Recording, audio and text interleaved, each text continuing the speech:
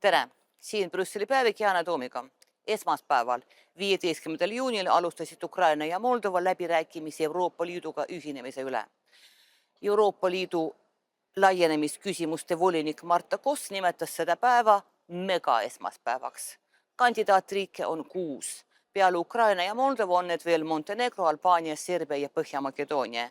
Veel mõne riigi, näiteks Islandi või Norra, oleme valmis vastu võtma kas või homme, kuid see on erandlik juhtum.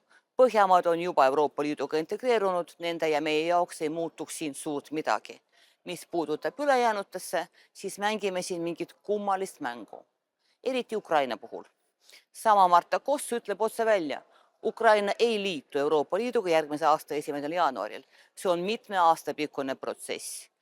Brüsselil on muidugi raske Ukrainale öelda ei, sest sõjaolukorras tahavad ukrainlased Euroopalt saada võimalikult palju ja neid on võimalik mõista. Kuid ka jah öelda me ei saa mitmete põhjuste tõttu. On kohalikke põhjuseid. Näiteks toimuvad Prantsusmaal aasta pärast presidendivalimised ja iga Euroopa Liidu laienemine toob Élysée paleesse äärmus parempoolse radikaali. Kuid peamine on see, et Euroopa Liit on majandusblokk ja ühisturule ei saa kaasata riike, kes selleks valmis ei ole. Sealhulgas sõdivat riiki, kus nii-öelda rahumajandust lihtsalt ei eksisteeri. Pealegi riskib Euroopa täna ülekoormusega ka ilma igasuguse laienemiseta. Läänes Trump, idas Hiina, kõikjal on lõputu kaubandussõda ja kui sellesse lifti toppida sisse liiga palju inimesi, ei sõida see lift mitte kuhugi. Veab, kui alla ei kuku. Seepärast on Ukraina kiire Euroopa Liiduga ühinemise vastu mitte ainult Prantsusmaa, vaid ka Saksamaa. Huvitav on see, et kuni aprillini oli meil universaalne vabandus nimega Viktor Orban, kes pani laienemisele veto peale. Poliitikud rääkisid, jah, meie pole muidugi vastu, aga näe, Ungari ei lase. Kuid aprillis kaotas Orban võimu ja tema järeltulija teatas, et tühistab veto, kui uued liikmed austavad etniliste ungarlaste õigusi. Seetõttu algas aprillis mängu uus etapp. Olukorra leevendamiseks esitas Ursula von der Leyen tagasi pöördunud laienemise algatuse. Kõigepealt juurdepääs ühtsele turule ja investeeringutele ja alles siis täielikud õigused. Albaania ja Serbia on valmis, kuid Montenegrole, Ukrainale ja Moldovale see idee ei meeldinud. Samuti ei meeldinud see Euroopa pealinnadele. Saksamaa pakkus Ukrainale assotsieerunud liikmelisust. Zelenski lükkas selle tagasi, Ukraina vajab täisliikmelisust võrdsetel alustel.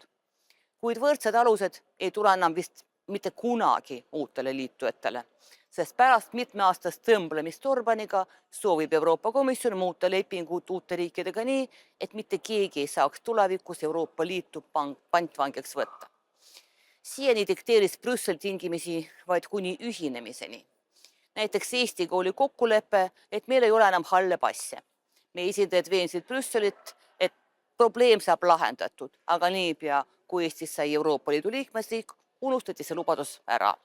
Orbani järel muutus kõik täielikult. Nüüd tsiteerin Marta Kossi, kui uus riik reegleid ei täida, siis kaitsemeetmed hammustavad seda riiki valusalt. Üks nendest hammustavatest meetmetest on üleminekuperiood enne, kui riik saab hääleõiguse Euroopa Liidu nõukogus. Kuid ka pärast ühinemist, ka 10 või 15 aastat hiljem, saab Euroopa Komisjon valusalt hammustada neid, kes takistavad reforme. Siin ongi see kurikuulus Brüsseli diktaat, millest euroskeptikud aastaid räägivad. Minu arvates võiks hammustamisega varem alustada, aga on nagu on. Mis puutub laienemisse endasse, siis hoolimata pressiteadete optimistlikust toonist mõistavad kõik.